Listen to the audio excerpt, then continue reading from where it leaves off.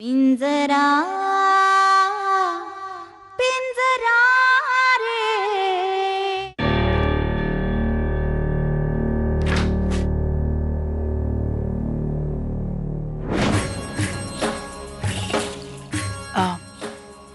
खूप महत्वाचं काम चाललेलं दिसतंय. मी काय मदत करू का? अगं नाही, तसं नाही. मला सारखी आनंदीची काळजी लागून राहिली आहे. काय परिस्थिती आहे काही कळत नाहीये. नेमकं कोणाचं चुकतंय कोणाचं बरोबर आहे याचं काही मागमूसच लागत नाही. मला वाटतं आता आपण नारायणीला सांभाळायला हवं. हो, नारायणीची बिचारीची अवस्था तर आनंदीपेक्षाही नाजूक आहे. आता तुम्ही विषय काढलाच आहात तर बोलते.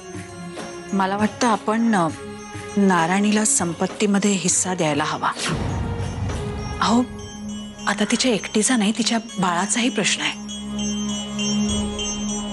ती सगळी प्रॉपर्टी आनंदीच्या नावावर आहे, त्यामुळे तात्या नारायणीला पाण्यात बघतो. आणि आता आपली नारायणी सासरी राहायला गेलीये. ती पोटुशी आहे हो. अशात जर का तात्या त्याच्या घरची माणसं तिच्याशी वाईट वागले तर चांगलं नाही. म्हणून म्हणतेय मी. माझं तर डोकंच चालेल असं झालंय. तूच सांग मी काय करू. मी काय सांगणार? तुम्हीच विचार करा ना. नागनाच्या हातात कुठली जबाबदारी दिली तर वेडेपणाचं ठरेल. गोरख लाख मोलाचा माणूस आहे, पण त्याचं बूड कधी स्थिर असतं का एका जागी? आनंदी वयाने खूप लहान आहे आणि शालिनीला तर काही कळतच नाही कशातलं. मला नाही सुचत. तुम्हीच ठरवा काय ते. सरस्वती, मला वाटतं तू खंबीर आहेस. आपल्या दोन्ही मुलींशी तू योग्य वागशील याची मला खात्री आहे. नाही, माझा विश्वास आहे तुझ्यावर. मी असं करतो, सगळ्या प्रॉपर्टीची सूत्र तुझ्या हातात देऊन टाकतो. तुम्ही माझ्यावर एवढा विश्वास दाखवताय हेच खूप आहे माझ्यासाठी.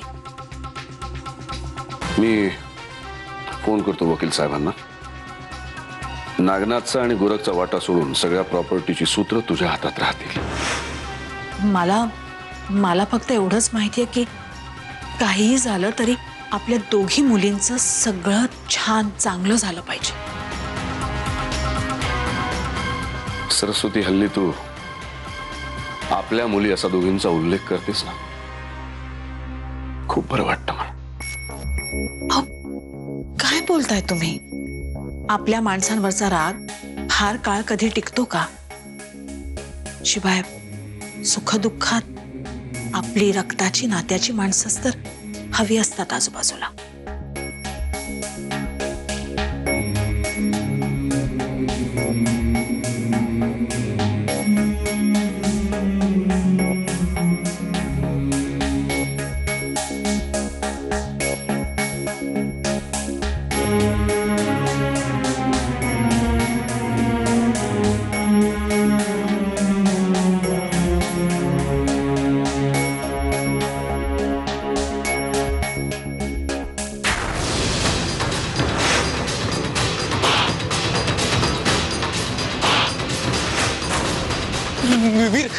वीर, मी तुझ्या पाया पडतो. सॉरी, पण याच्यापासून मला वाचव. हा मारेल यार मला, प्लीज वीर.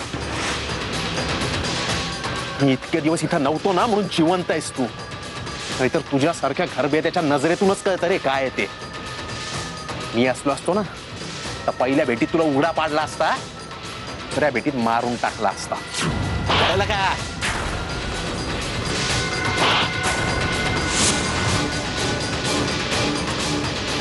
आत्ताच्या आत्ता चालतो इकडनं कबीर, नाहीतर मी माझा मूळ स्वभाव विसरेन आणि मग मला कोणीच थांबवू शकणार नाही. Get lost. याच्यानंतर अक्का, तुझ्या आत्या, तात्या किंवा ती नारायणी कोणाशी संपर्क ठेवायचा नाही. जर ठेवलास ना तर खूप भयंकर होईल. कसं आहे, या गोरखची वट आहे ना ती गल्लीपासून दिल्लीपर्यंत आहे. तुझं खानदान कुठं गायब झालं ना कळायचं पण नाही. लेग थांब, फोन दे. फोन दे.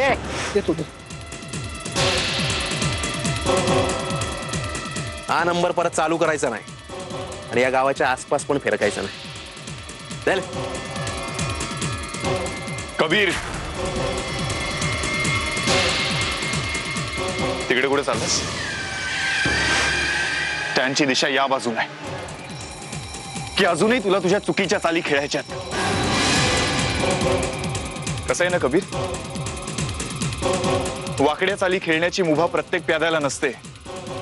आणि तुझी लायकी तर प्याद्याची नाहीये रे, कारण तू स्वतःच्याच घरात स्वतःच्या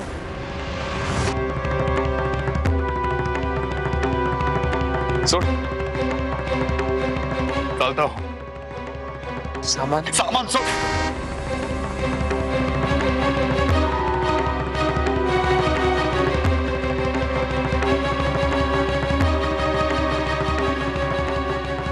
माझ्या सामान आणलं काय याचं?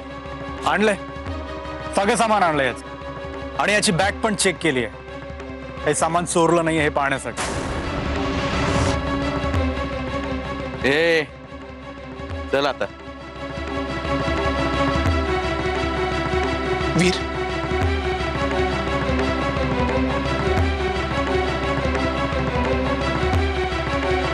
सॉरी.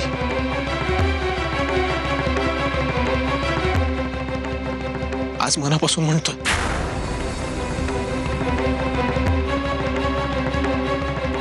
आय डिझर्व दिस.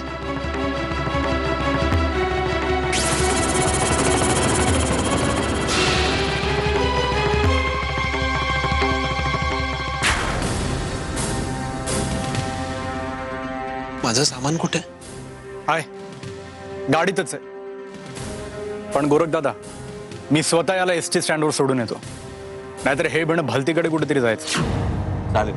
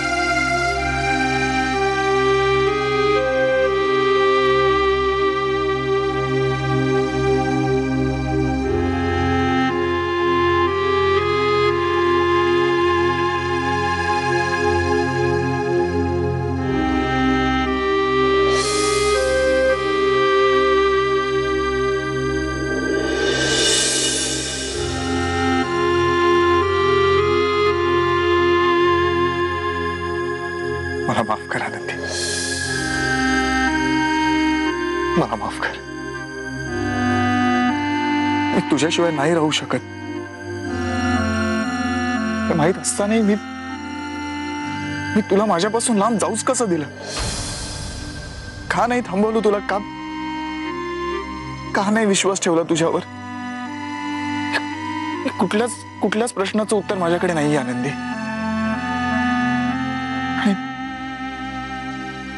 आणि या प्रश्नांचं उत्तर तू माझ्याकडे मागूही नकोस, पण प्लीज मला माफ कर. प्लीज. वीर,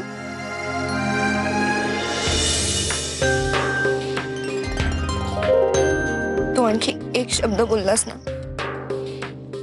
तर मला रडू नाही थांबवता.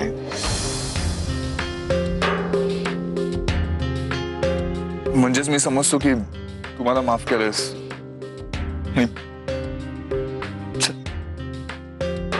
आपण चल लगेचच्या लगेच आपल्या घरी जाऊयात.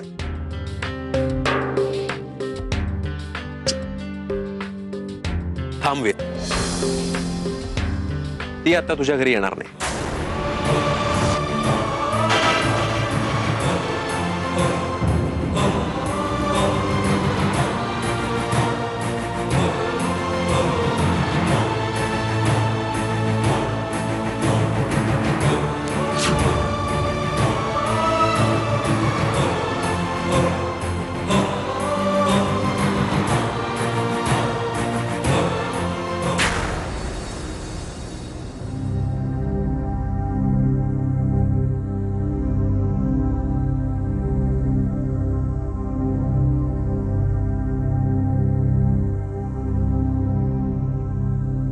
कशा आहात सासूबाई? कोणाची वाट बघताय का? आता आपल्या हातात वाट बघण्याशिवाय दुसरं काय आहे नारायणी? घरातल्या पुरुषांनी बाहेर जायचं आणि आपण नुसती त्यांची वाट बघायची, दुसरं काय? म्हणजे वीर कुठे बाहेर गेलाय का? अगं नुसतं ईरचं काय घेऊन बसलेस? घरातले समदे पुरुष बाहेर गेलेत बघ. आधी तो कबीर गेला, त्याच्या मागोमागे ईर गेला, आणि आता गजा बी कबीरचं सामान घेऊन बाहेर गेलाय. काय चाललंय ना घरात हेच कळत नाही मला.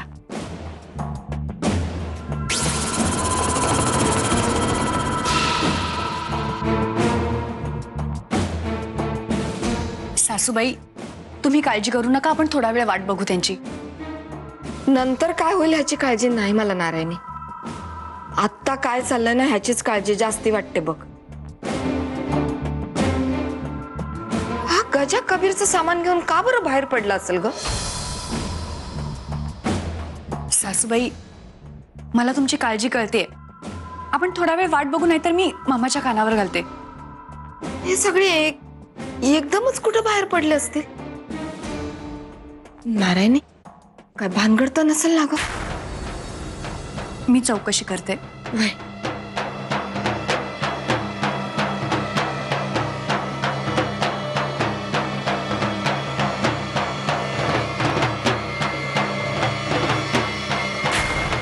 नारायणीच्या मुलाचा बाप कोण आहे याचा लवकरात लवकर छडा लावायचा आपल्याला. आणि तुमच्या दोघांचा समेट झालाय हेही कोणाच्या लक्षात येतं कामा नये. कारण त्या कबीरपेक्षा अक्का आणि नारायणी त्या दोघी जास्त डेंजर आहे. पिंजरा पिंजरा रे पिंजरा पिंजरा रे. बरं, आता माझा ऐका. नारायणीच्या मुलाचा बाप कोण आहे त्याचा लवकरात लवकर छडा लावायचा आपल्याला. त्यामुळे आता इथे जे काही घडलं ना ते विसरून जा, कोणालाही कळता कामा नाही. आणि तुमच्या दोघांचा समेट झालाय हेही कोणाच्या लक्षात येता कामा नये. कारण त्या कबीरपेक्षा अक्का आणि नारायणी त्या दोघी जास्त डेंजर आहेत. त्यांच्या कारस्थानाला जर शह द्यायचा असेल ना तर त्यांच्या वरचढ कारस्थान आपण करायचं. तुम्ही असेच भांडा, भांडणं चालू द्या, वाद वाढू द्या. तुम्ही दोघांनी एकत्र राहायचं नाही. आनंदीनं वीरला DNA टेस्ट करायला सांगितली, त्यामुळे वाद वाढले. भरपूर भांडणं करा. एकमेकांशी जरी भांडलात ना तरी इतर प्रत्येकाशी प्रेमानं वागा. खास करून आनंदी तू नारायणीची अगदी जीवाभावाची मैत्रीण होऊन जा. आणि पंढरीची नोकरी गेली, अक्कान त्याला कामावरून काढून टाकलाय, त्यामुळे वीर तो तुझ्याकडे येईल. तुला दया येईल त्याची, आणि तू तुझ्या वाड्यात त्याला नोकरी देशील. आणि जेवढ्या लवकर शक्य आहे तेवढ्या लवकर आनंदी आणि पंढरी यांची एकत्र राहायची व्यवस्था करशील. कळलं? ठीक आहे गोरखदादा, मला हे सगळं मान्य आहे, पण कबीरचं काय? त्याच्या आईचा फोन आला, काहीतरी सिरियस कारण होतं म्हणून गेला. हे बघ, आपल्यापैकी कोणीही त्याला कॉन्टॅक्ट करायचा प्रयत्न केला ना तरी व्यर्थ आहे. आणि जर त्यांनी तसा प्रयत्न केला तर कर्म न. वीर, हे बघ, अजिबात काळजी करू नकोस. तो नाही असं काही करणार. अरे मला भ्याड वाटला. पण मला एक सांग की माझं बॅकिंग नसताना आनंदी घरी कशी काय येणार? मी आनंदीला घेऊन तुझ्या घरी येणार. तुझा विरोध असताना सुद्धा लक्षात ठेव.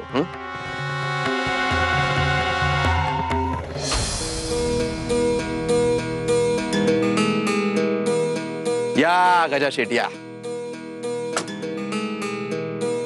काय मग, पार्सल पाठवलं? गेलं एकदाच. बरं झालं. बरं, या सगळ्या प्रकरणात गजा शेटची आपल्याला फार मदत लागणार आहे. करणार ना मदत? करणार ना. तुमची मदत करायला आम्ही एका पायावर तयार आहे. वाह. पण काय आहे, तुम्हाला पण माझी मदत करायची. माझं लग्न लावून देण्यासाठी. ते सगळं ठीक आहे भाऊजी, पण लग्नासाठी मुलीचीही गरज असते. मिळणार मिळणार, एकदम ढिंचॅक मुलगी मिळणार. Tension not.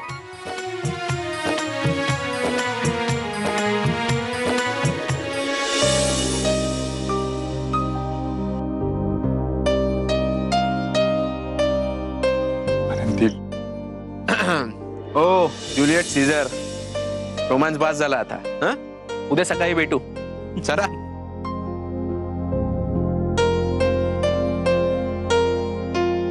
दादा, चालायचं, आई वाट पाहते.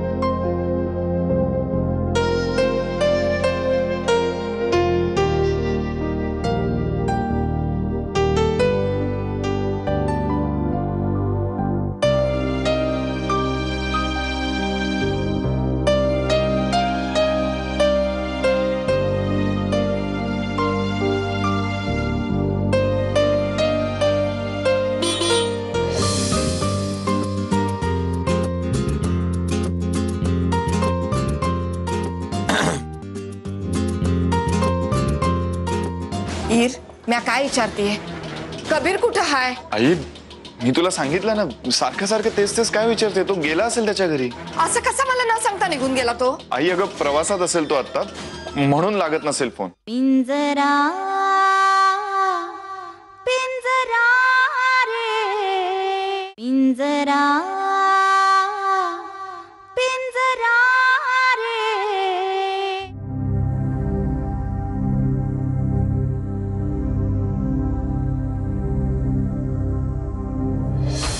अरे ईर, कबीर कुठे? बहुतेक गेला त्याच्या घरी. घरी गेला? हा. तो काही लहान पोर आहे वय असं न सांगताच घरी जायला? असं कसं जाईल? त्याचा फोन सुद्धा लागत नाहीये. हो, मीही फोन करायचा प्रयत्न करतोय त्याला, माझाही फोन लागत नाहीये. पण नारायणी, तू कर त्याला फोन, तुझा लागेल कदाचित. कसं ना, तुझ्या आईचं गाव आहे, त्यामुळे तुझ्यासाठी खास एक वेगळा टॉवर वगैरे असेल या गावात. आता पोर नीट विचारते, तुला नीट उत्तर नाही देता येत? आई अगं चिडतेस काय? मी चेष्टा करत होतो तिची. गंमत करत होता. ईर, मी काय विचारतीये, कबीर कुठं हाय? आई, मी तुला सांगितलं ना, सारखं सारखं तेच तेच काय विचारते? तो गेला असेल त्याच्या घरी. असं कसं मला न सांगता निघून गेला तो? आणि जाताना एकदा तरी फोन करून त्याने सांगायला हवं होतं. आई अगं प्रवासात असेल तो आता, म्हणून लागत नसेल फोन. तो पोचल्यावर करेल मला फोन. पण त्याने मोबाईल का स्विच ऑफ केलाय? नारायणी, तुला जो प्रश्न पडला ना, तोच मलाही पडलाय.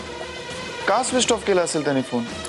अरे गेला असेल अचानक, जसा आला होता तसा गेलाही असेल. त्या तुम्ही एवढं वैतागताय कशाला? हे दोघे मिळून मला वेड्यात काढतायत. यात नक्कीच काहीतरी गडबड आहे. मामाला आता सांगितलंच पाहिजे.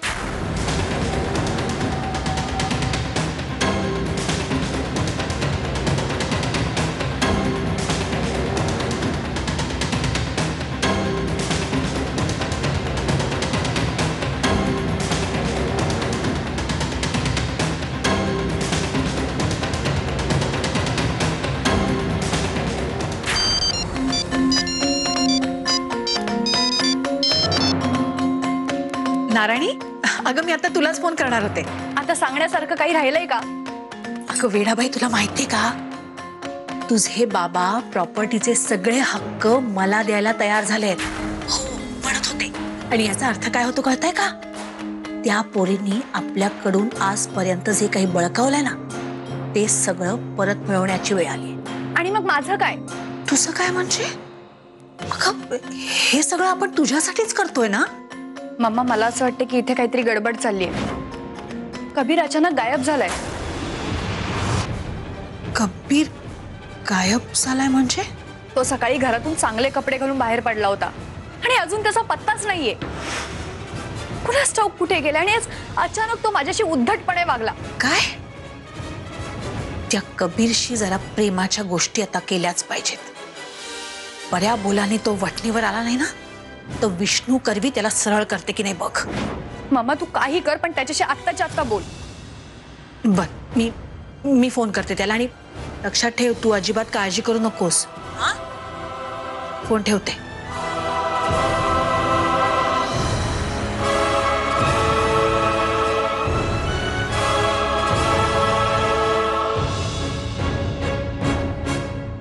हा गोरख आला ना की सगळी गडबड व्हायला सुरू होते. मग शेवटी गोरकाकांनी कबीरला हाकललं आणि यांनी माझी माफी मागितली. आनंदे, मला खरंच खूप आनंद झाला. वीरला खरं काय ते कळलं. चला, एकदाच तुझ्यावर आलेलं संकट दूर झालं तर.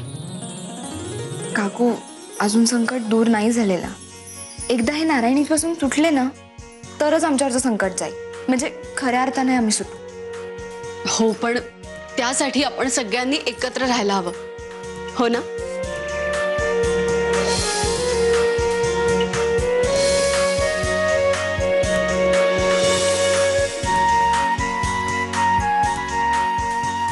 आता आपलं मिशन एकच, नारायणीच्या मुलाचा बाप.